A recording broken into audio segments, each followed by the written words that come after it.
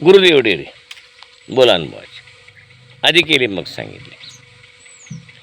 मी जवळ 1-4-5 वर्षामध्ये माझ्या गुरुदेव डेअरी या चॅनलच्या माध्यमातून नैसर्गिक आहार आणि कमी खर्चाच्या गायी कशी सांभाळायच्या आणि त्याच्यापासून आपल्याला त्या गायीच्या संगोपनातून नफा कसा मिळवायचा हे बरेच व्हिडिओतून सांगून दिलं.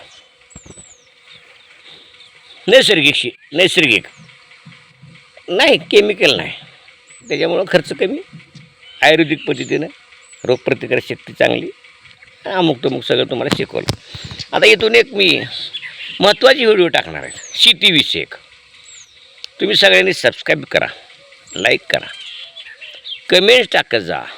डायरेक्ट फोनवरून तुम्हाला माझा नंबर घ्या 93 59 66 27 आणि 41. ह्या फोन नंबरवरून तुम्ही मला फोन करू शकता, तुमच्या शंका विचारू शकता.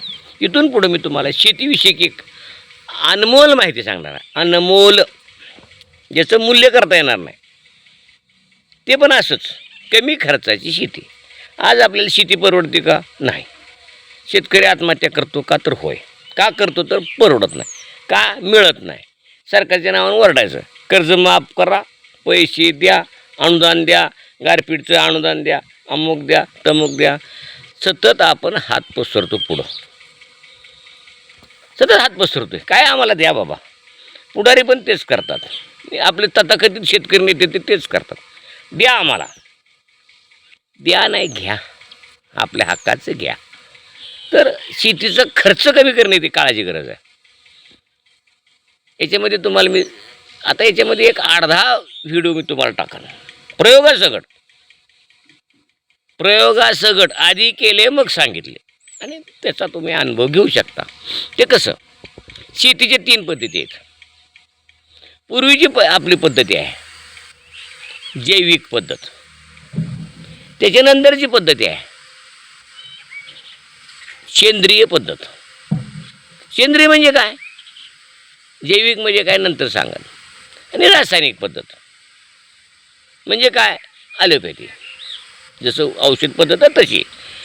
आता रासायनिक पद्धत म्हणजे काय, रासायनिक खतं NPK स्वरूपात द्यायची. DAP 10-26-26, युरिया, पोटॅश, ही सगळी रासायनिक तयार केलेली खतं आपण त्या जमिनीत त्या याला पिकांना टाकायची युनिव्हर्सिटीने सांगितलेल्या पद्धतीनं. हे शास्त्र पूर्वी होतं का? 50 वर्षापूर्वी तर नव्हतं, हे अलीकडे उद्भवलं. याच्यापूर्वी शेती करत होते का? तर करत होते. ती कशी होती? शेती चांगली होती, माती उपजाऊ होती आणि त्याच्यातून सकस अन्न पिकत होतं. आजचं अन्न सकस आहे का? तर त्याचं उत्तर नाही आहे. मग हे रासायनिक शेतीतून काय घडलं गेलं? रासायनिक शेतीतून फक्त उत्पादन वाढलं, सकसपणा नाही वाढला, त्याची क्वालिटी नाही वाढली, खर्च वाढला. रासायनिक शेती खतं दिली की वर लगेच रासायनिक तणनाशकं आली, रासायनिक फवारणी आला, रासायनिक कीटकनाशकं आली, रासायनिक एक बुरशीनाशकं आली. ते चिटकूनच येते ते. तर ह्याला कसा फाटा मारतात? हे सगळं जे आहे रासायनिक, याला अर्थव्यवस्थेबद्दल फार मोठा पैसा बाहेर जातो. युरिया बाहेरचा, DAP बाहेरचं, त्याला सरकारनं अनुदान देते. एका युरियाच्या पत्राला 700-800 रुपये अनुदान देते शासन. DAPला 1200-1300 देते. मग एवढा पैसा आपण बाहेर जातो आहे, आपला पैसा. आणि आत्ता 2000ला पोहोचायला पुन्हा भाव वाढलेत. युरिया वाढला आहे, DAP वाढले, 19 वाढले, 10-20 वाढले, काय वाढले? 2000 पुढं पोते गेले. आपण ओढतो महाग झालं. आता तुम्हाला वापरायला कोण सांगते? नका ना वापरू, ऑटोमॅटिक स्वस्त होईल. तर रासायनिक शेती आपण निम्म्यावर कशी रासायनिक आणायची? एकदम नाही आणायची, एकदम जमणार नाही. एकदम गायला आज सोगरा टाकला, उद्या जर नैसर्गिक अन्न दिलं ते दूधच बंद करते, कमी येतं. तर तसं त्या जमिनीची उपजाऊ शक्ती आपल्याला वाढवायची आहे. मग कशी वाढवायची? तर सेंद्रिय पद्धतीने का होते? तेवढं सेंद्रिय खत आपल्याकडे उपलब्धच नसतंय. कुणाकडे आहे? गाई म्हशी, गाई जनावरं, शेणखत. आणि त्या शेणखताचा उपयोग उशिरा होतो, लवकर होत नाही. या पिकाला पेरलंय, शेणखत टाकलंय, तर त्या पिकाला ते मिळत नाही, ते कधीतरी मिळेल. म्हणून सेंद्रिय खतीला पण मर्यादा आहेत. पण जमिनीचा कस वाढवायला सेंद्रिय खत चांगलं. याच्यामध्ये अतिशय चांगल्यात चांगली गोष्ट माझ्या अनुभवाला आलेली आणि मी केलेली जैविक शेती मी केली, यावर्षी केली. मागे एकदा केली होती, अनुभव आले, पण पुन्हा या रासायनिकच्या ह्याच्यामध्ये गुरफटलं. आणि आता असं वाटायला की बाबा आपला खर्च किती होतो आहे, उत्पादन काय येते, रासायनिकमुळं आपलं फवारण्या किती वाढतात. तर जैविक शेती आपण काय करायचं, आपल्याकडे उपलब्ध असेल तेवढं रासायनिक जे पहिली करतोय त्याच्या निम्म्यावर यायचं, एकदम 50% रासायनिक खर्च कमी. आणि जे काही कचरा वगैरे असतो, कंपोस्ट वगैरे, त्याला काय म्हणता येईल आपल्याला सेंद्रिय, ते थोडंफार आपल्या जमिनीत सेंद्रिय असावं ते जीवाणूला खायला. तर जैविक शेतीचा आपण फार मोठा विचार करायचा. जैविक शेती म्हणजे अतिशय चांगला आहे.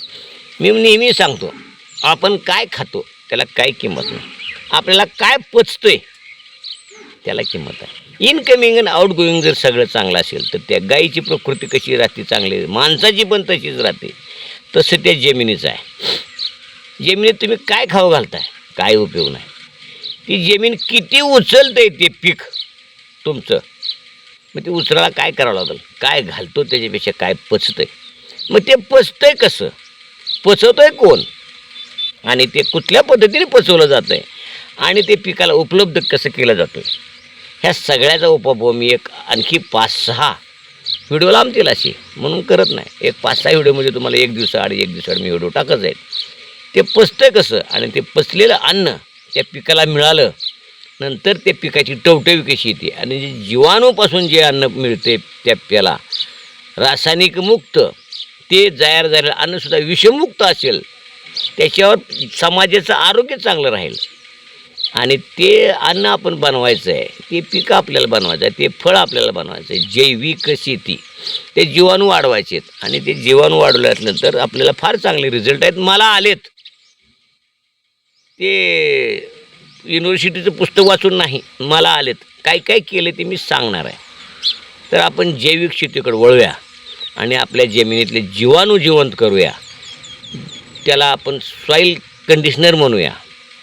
मला ते रिझल्ट आलेत, आणि मी त्याचं व्यापारी तत्वावर प्रोडक्शन अतिशय अल्प दरामध्ये करत आहे. तुम्ही पण करा, नसेल जमत ना घेऊन जा स्वस्तात.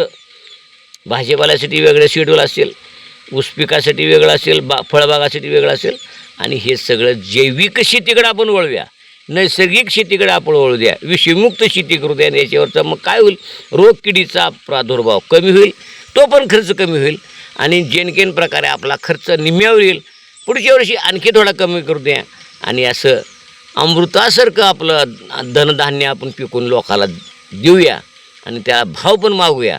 सरकारला नका भीक मागू, आमचा असा माल दर्जेदार आहे म्हणून आपण त्याचा दाम ठरवूया, आणि जैविक शेतीकडे वळूया. जैविक शेतीचे फायदे तोटे कशी करायची काय करायची भेटूया पुढच्या भागामध्ये.